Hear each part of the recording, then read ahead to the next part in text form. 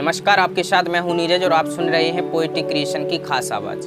दोस्तों, अक्सर हमारे देश में धर्म को लेकर कई तरह के विवाद सामने आते हैं, जबकि भारतीय संविधान द्वारा भारत पंथनिरपेक्ष देश घोषित किया गया है। पंथनिरपेक्षता और धर्मनिरपेक्ष देश में अंतर है। सामान्य रूप से लोग समझ लेते हैं कि धर्मनिरपेक्ष और पंथनिरपेक्ष में अंतर नहीं होता, दोनों एक ही शब्द हैं, लेकिन ये धारणा बिल्कुल गलत है। हाँ, दोनों का मूल शब्द सेकुलर ही है, लेकिन दोनों में बेसिक अंतर भी है।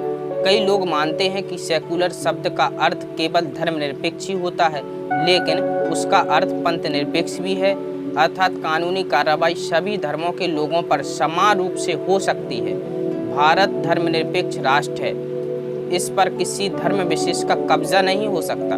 भारत का हिंदुस्तान नाम से कोई लेना देना नहीं है। बाबा साहेब अम्बेडकर ने संविधान में साफ कहा है कि भारत का संविधान पूरी तरह से धर्मनिरपेक्ष है, इसलिए इस पर अपना अधिकार जमाने की कोई जरूरत नहीं है। पंथनिरपेक्ष होने का अर्थ है कि भारत के नागरिकों को किसी भी धर्म को मानने की पूरी स्वतंत्रता है, लेकिन कोई धर्म आधिकारिक नहीं है। सरकार सभी धार्मिक मान्यताओं और आचरणों को समान सम्मान देगी। भारत के संविधान की प्रस्तावना जब तैयार की गई तो शुरुआत में इसमें सेकुलर शब्द नहीं था। साल 1976 में इमरजेंसी के दौरान प्रस्तावना में संशोधन किया गया, जिसमें सेकुलर शब्द को भी शामिल किया गया। इस पर एक पक्ष का मानना है संविधान में इससे पहले भी पंथनिरपेक्षता का भाव शामिल था। प्रस्तावना में सभी नागरिकों को विचार, अभिव्यक्ति, विश्वास, धर्म और उपासना की स्वतंत्रता और समानता का अधिकार दिया गया है।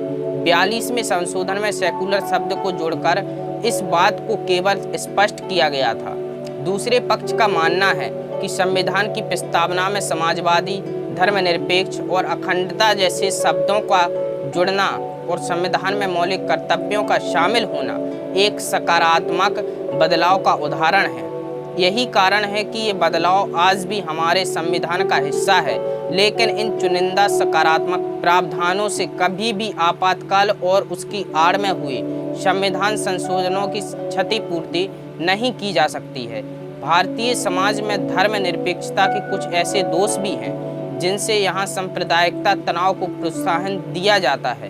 भारत के संविधान की प्रस्तावना में भारत को एक संप्रभु, समाजवादी, धर्मनिरपेक्ष, लोकतांत्रिक गणतंत्र घोषित किया गया, अर्थात जितने भी धर्म भारत में निवास करते हैं उन सभी धर्मों को समान अधिकार दिया गया है, समान सम्मान दिया गया है। ऐसे ही और भी विषयों को जानने के लिए जुड़े रहिए पोएटिक क्रिएशन के साथ। धन्यवाद।